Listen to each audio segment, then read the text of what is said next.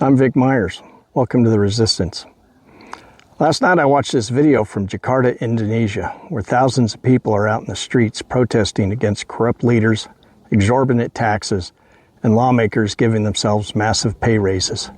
The demonstrations erupted in response to the exorbitant living allowances granted to members of the House of Representatives, the tax increase of up to 250%, and rising unemployment rates amidst an already soaring cost of living here in Indonesia. The young woman also told the story of a man who was run over by a government military vehicle. Yesterday, on August 28, 2025, Afan Kurniawan was killed because he was ran over by a heavily armored police vehicle.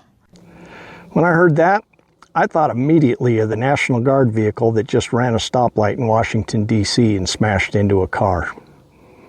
Different countries, different systems, but the echoes are impossible to ignore. The very same vehicle that was funded and bought by Indonesian tax money, our money. Afan was not protesting. He was completing an order, a food delivery order, because that was his job. He was an online delivery driver. The protests have escalated to violence, and that saddens me, because if we don't get control of our politicians here at home, that could be our future too. Apart from him, 600 other civilian protesters have been arrested. We're also seeing pressure on social media over there.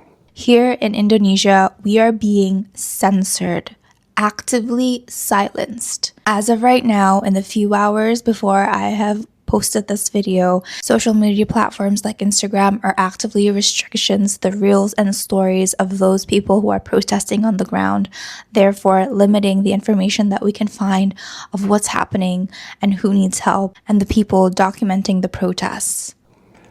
The Indonesian government is leaning on TikTok and Meta to control the message.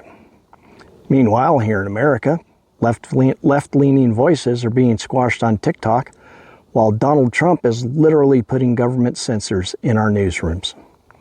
Different countries, same playbook.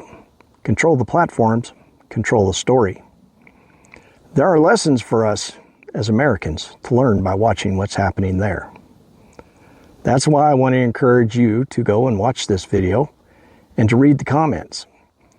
People are weighing in from all over the world, and they're sharing stories of the same kind of struggles in their own countries. Countries that I was surprised to see. If we pay attention, we can see that the oligarchs are taking too much power, not just here in America, but all around the world. Thanks for listening.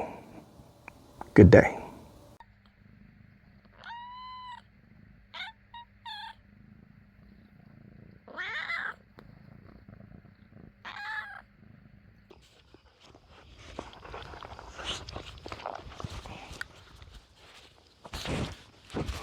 No, it's not a toy.